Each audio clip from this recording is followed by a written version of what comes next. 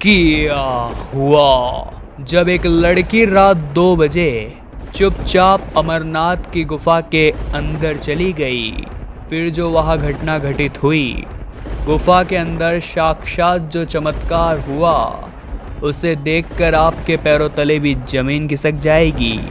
अगर आप भी महादेव के सच्चे भक्त हैं तो कमेंट बॉक्स में हर हर महादेव जरूर लिखिएगा। धरती पर स्वर्ग कही जाने वाली कश्मीर घाटी में स्थित श्री अमरनाथ स्वामी की पवित्र गुफा में हर साल प्राकृतिक हिम शिवलिंग की पूजा की जाती है।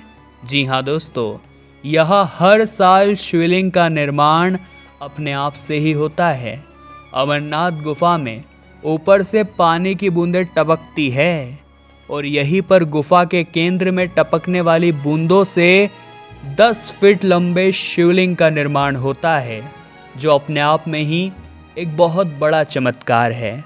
लेकिन सबसे बड़े आश्चर्य का विषय तो यह है कि यहाँ बनने वाला शिवलिंग ठोस बर्फ का होता है, जबकि आसपास हमेशा कच्ची बर्फ बनती है। यहाँ का एक और बड़ा चमत्कार है कि अमरनाथ भगवान के साथ साथ उसी तरह यहाँ पर गणेश जी, भैरव जी और पार्वती जी का भी रूप प्रकट होता है। इस स्वयंभू ज्योतिर्लिंग के निर्माण में सबसे पहले बर्फ का एक बुलबुला बनता है, जो 15 दिनों तक लगातार बढ़ता है और 2 गज से भी अधिक ऊंचा हो जाता है।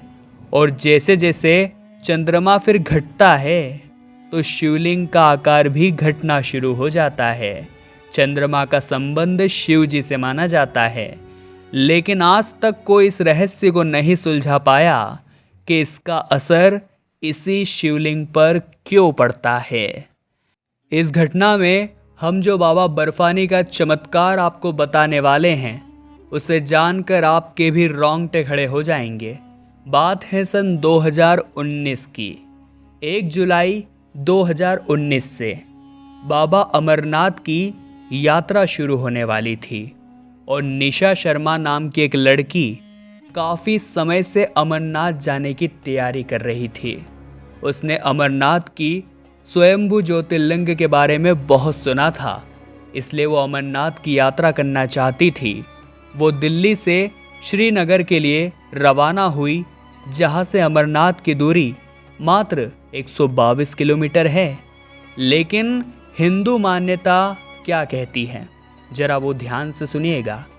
जब भी हमें अमरनाथ की यात्रा को तय करना होता है तो सबसे पहले पहलगाम पहुंचना होता है, जो अमरनाथ की गुफा से 96 किलोमीटर की दूरी पर है। निशा जब पहलगाम पहुंची तो वहां रुककर सबसे पहले उसने थोड़ा आराम किया।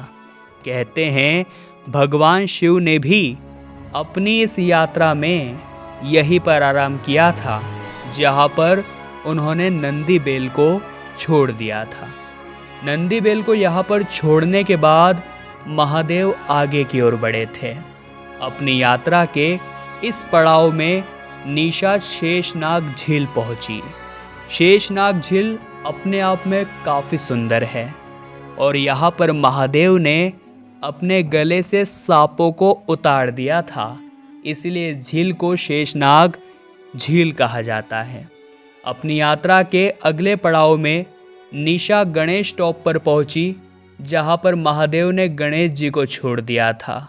और इस यात्रा का अंतिम पड़ाव पंचतरणी के नाम से जाना जाता है, जहां पर महादेव शिव ने अपने 5 तत्वों का भी त्याग कर दिया था, क्योंकि कहा जाता है भगवान शिव ने इसी गुफा के अंदर माता पार्वती को अमरता का मंत्र सुनाया था।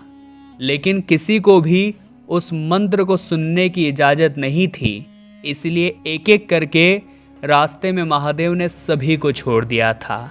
लेकिन कहते हैं उस समय उस गुफा के अंदर महादेव और माता पार्वती के अलावा एक कबूतर का जोड़ा भी मौजूद था। और जब महादेव ने माता पार्वती को वो अमरता की कथा सुनाई, तब उन दोनों कबूतरों के जोड़े ने भी उस कथा को सुन लिया और वो सर्वदा सर्वदा के लिए अमर हो गए। ऐसा कहा जाता है अगर आप अमरनाथ की यात्रा करने के लिए जाते हैं और आपको वो कबूतर का जोड़ा अगर दिखाई दे दिया जाए तो ये आपके लिए बहुत चमत्कारिक साबित हो सकता है। यूँ समझ लीजिएगा स्वयं साक्षात महादेव और माता पार्वती के दर्शन आपको हो गए।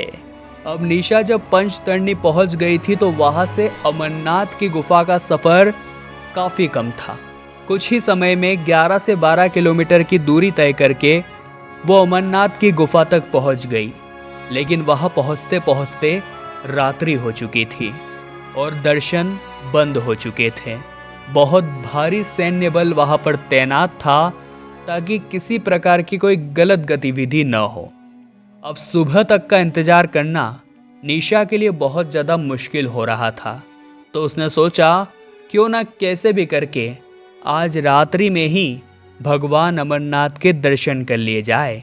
तो वो चुपचाप धीरे से अमरनाथ की गुफा के लिए रवाना हुई। लेकिन गुफा में पहुंचने से पहले ही वहां खड़े सैनिकों ने निशा को रोक दिया और दर्शन बंद है कहकर उसे वहां से जाने को कहा। लेकिन निशा बहुत जिद्दी थी। जैसे ही सैनिकों की वो टुकड़ी उस जगह से हटी, मौका पाकर चुपचाप वो अमरनाथ की गुफा के अंदर चली गई। ये गुफा काफी बड़ी थी। आखिर अमरनाथ गुफा की खोज किसने की थी? आखिर वो इंसान कौन था जिसने सबसे पहले अमरनाथ की गुफा को खोजा? आपको जानकर हैरानी होगी कि वो एक मुस्लिम शख्स था। आगे इसकी कहानी पर भी चर्चा करेंगे। जब निशा अमरनाथ गुफा के अंदर गई तो उसके साथ एक ऐसा चमत्कार हुआ जिसने उसके रोंगटे खड़े कर दिए। निशा को उस गुफा में बाबा बर्फानी की 10 फीट लंबी शिवलिंग के दर्शन हुए। ये दर्शन सामान्य नहीं होते, वास्तव में बड़े चमत्कारिक होते हैं। लेकिन जब वो गुफा से बाहर ही आ रही थी तभी उसे एक कबूतर का जोड़ा दिखाई दिया। कहते हैं जब इन कबूतरों के जोड़े ने अमर कथा को सुन लिया था तो महादेव इनसे बहुत ज़्यादा क्रोधित हो गए थे और जैसे इन्हें भस्म करने वाले थे तब इन्होंने कहा कि अगर आज आपने हमें भस्म कर दिया तो आपकी अमर कथा झूठी साबित हो जाएगी। तब महादेव ने इन्हें वरदान दिया कि सृष्टि के अंत तक तुम इस गुफा में अमर रहोगे और कलयुग में तुम दोनों शिव और पार्वती का प्रतीक माने जाओगे। जो भी तुम्हारे दर्शन करेगा उसके सारे पापों का अंत हो जाएगा। निशा ने जब उस कबूतर के जोड़े के दर्शन किए तो वो धन्य धन्य हो गई और चुपचाप उसी तरह गुफा से बाहर आकर अपने कैंप में जाकर सो गई। चूंकि यात्रा की शुरुआत ही हुई थी, ऐसे में अमरनाथ धाम में बहुत ज़्यादा भीड़ जमा हो गई थी।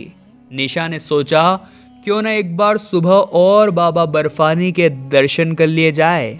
वो जब गुफा के अंदर गई तो भीड़ बहुत ज़्यादा थी, लेकिन सामने का नज़ारा चौंकाने वाला था क्योंकि उस समय बाबा बर्फानी की शिवलिंग बहुत छोटी थी, ठीक तरह से बन भी नहीं पाई थी। तब निशा को यह देखकर बहुत हैरानी हुई क्योंकि रात्रि में ही उसने गुफा के अंदर 10 फीट लंबी शिवलिंग के दर्शन किए थे और एक ही रात्रि में शिवलिंग का इतना छोटा हो जाना ये बहुत चमत्कार की बात थी।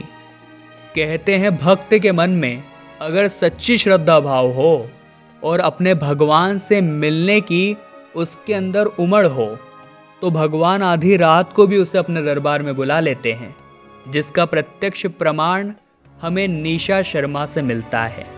वे उस समय रात्रि को चाहती तो सुबह होने का इंतजार कर सकती थी, लेकिन उसने अपने आराध्य से मिलने की जिद करी और उसी जिद के चलते महादेव ने गुफा के रास्ते भी खोल दिए और साक्षात 10 फीट लंबी शिवलिंग ने निशा को दर्शन दिए, जो वास्तव में बहुत बड़ा चमत्कार था। और इस चमत्कार को देखकर वो भी धन्य धन्य हो गई।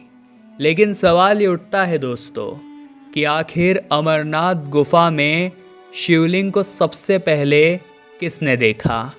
आखिर कौन था वो मुस्लिम शख्स? आखिर क्या है उसका नाम? कहानी जानकर आपके भी होश उड़ जाएंगे। माना जाता है अमरनाथ की गुफा की खोज बूटा मलिक नाम के एक मुस्लिम शख्स ने की थी। एक दिन ये शख्स अपनी भेड़ बकरी को इस जगह पर चरा रहा था। उसी समय उसकी मुलाकात एक दिव्य साधु से हुई। वे साधु काफी चमत्कारिक मालूम पड़ रहे थे।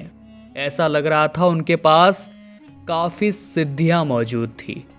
उन साधु महाराज को काफी प्यास लग रही थी, तो बूटा मलिक ने अपने पात्र से उन्हें जल पिलाकर उन साधु महाराज की प्यास को बुझाया। तो बदले में साधु ने बूटा को कोयले से भरा हुआ एक बैग भेंट में दे दिया। जब बूटा मलिक ने घर जाकर उस बैग को खोला तो वो कोयला सोने के सिक्कों में बदल चुका था। यह चमत्कार उसे हैरान कर रहा था। इसे देखकर वो पुनः साधु का धन्यवाद देने के लिए उसी जगह पर दोबारा पहुंचा। लेकिन महादेव का चमत्कार इतना बड़ा था कि उस जगह पर साधु की जगह उसने एक बहुत बड़ी विशाल गुफा को पाया। और जब से इस गुफा की खोज हुई, अगले 3 साल के बाद से वहाँ अमरनाथ की यात्रा शुरू होने लग गई।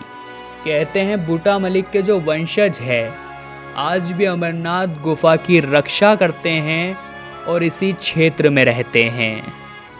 एक पौराणिक कथा यह भी कहती है कि अमरनाथ गुफा के सबसे पहले दर्शन महर्षि भृगु द्वारा किए गए थे। एक कथा के अनुसार जब कश्मीरी घाटी पूरी तरह से पानी में डूबने वाली थी, जहां पर आज अमरनाथ की गुफा मौजूद है, तो महर्षि काश्यप ने नदियों और नालों के जरिए इन पानी को बाहर निकालने की कोशिश करी और इस तरह से घाटी से पानी को बाहर निकाला गया। उस दौरान महर्षि भृगु हिमालय की यात्रा करते हुए उस रास्ते से निकल रहे थे और उन्होंने तपस्या करने के लिए किसी शांत जगह को ढूंढा। ऐसे में खोज करते करते वे अमरनाथ की गुफा में पहुंच गए, जहां पर उन्हें बाबा बर्फानी के दर्शन हुए। और तभी से हर साल अमरनाथ की पवित्र गुफा के दर्शन करने के लिए भक्तों की भीड़ जमा ही रहती है। आपको क्या लगता है, आखिर इन दोनों कहानियों में से कौन सी घटना सच हो सकती है?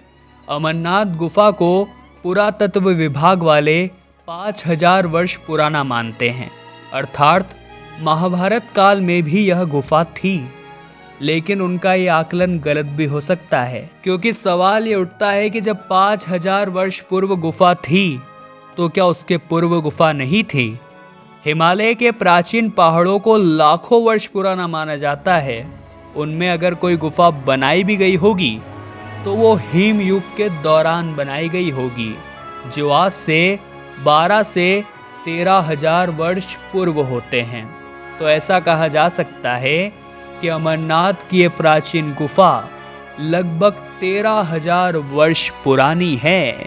दोस्तों, अमरनाथ में स्वयंभू ज्योतिर्लिंग का निर्माण होता है, जिसे अमरनाथ ज्योतिर्लिंग कहते हैं, ये हम सभी जानते हैं। लेकिन क्या आपको एक बात पता है कि माता सती के 51 शक्तिपीठों में से एक शक्तिपीठ भी अमरनाथ की गुफा में ही मौजूद है, क्योंकि यहाँ पर माता सती का कंठ गिरा था। और उस हिमखंड का निर्माण भी हर साल शिवलिंग के साथ ही या अपने आप प्राकृतिक तौर पर होता है। ये भी वास्तव में एक बहुत बड़ा चमत्कार है। लेकिन महादेव ने आखिर माता पार्वती को अमर कथा क्यों सुनाई? आपके मन में भी ये सवाल आ रहा होगा, आखिर अमर कथा होती क्या है? दोस्तों, जो इंसान अमर कथा को सुन लेता है, जान लेता है, वो हमेशा हमेशा के लिए अजर अमर हो जाता है। एक बार माता पार्वती ने महादेव से प्रश्न किया कि आप गले में मुंडमाल क्यों धारण करते हैं और आखिर ये किसकी मुंडमाल है? तब महादेव ने जवाब देते हुए कहा कि मेरे गले में जितने भी मुंड की मालाएं हैं, उसमें एक एक मुंड तुम्हारा ही लगा हुआ है। तुम जन्म लेती हो और तुम्हारी मृत्यु हो जाने के बाद तुम्हारे मुंड को मैं माला के रूप में अपने गले में धारण करता हूँ। तब माता पार्वती ने कहा कि मैं हमेशा जन्म मृत्यु के चक्र में क्यों फंसती हूँ, आप तो सदैव सदैव के लिए अमर है। तब माता पार्वती ने महादेव को अमर कथा सुनाने के लिए कहा, ताकि वे भी महादेव की तरह हमेशा हमेशा के लिए अजर अमर हो जाए। और माता पार्वती को अमर कथा सुनाने के लिए ही अमरनाथ गुफा की रचना हुई, जहां पर माता पार्वती को अमरता का मूल मंत्र मिला। इस घटना को लेकर आप क्या विचार रखते हैं, और क्या आज से पहले अमरनाथ के रहस्य आपको पता थे? नीचे कमेंट बॉक्स में आप जरूर बताइएगा। वीडियो पसंद आई हो तो अवश्य लाइक करें, साथ ही हमारे चैनल को भी सब्सक्राइब कर ले, ताकि आपको ऐसी सत्य चमत्कारिक घटनाएं हमेशा मिलती रहे। अभी के लिए आप सभी दर्शकों को हर हर महादेव।